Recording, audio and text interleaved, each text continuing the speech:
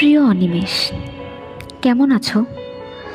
ভাবছো এতগুলো বছর পর আমি কোথা থেকে? সেদিন তোমায় দেখলাম অনেকটা দূর থেকে, রাস্তা পার হবার সময়।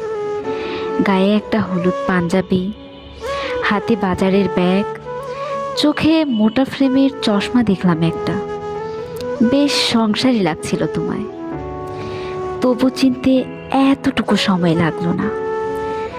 শুধু বয়সের ছাপে একটু মুড়িয়ে গেছো, কিন্তু গালে সেই খোঁচা খোঁচা দাড়ি, ঠোঁটের পাশে ছোট কালো তিল, সেই নেশা লাগানো ঘোলাটে চোখ, সবটা এক আছে। কেবল চুলে পাক ধরেছে খানিকটা। অনি, তোমার মনে পড়ে তুমি যখন বলতে চুলদাড়ি না কেটে তুমি রবীন্দ্রনাথ হবে? আমি কি রেগে যেতাম সেটা শুনে। আমি শুধু ভাবি, জীবনের এই 22টা বছর কিভাবে চলে গেল আমাদের দুজনের থেকে। সব তো ঠিকই ছিল, হঠাৎ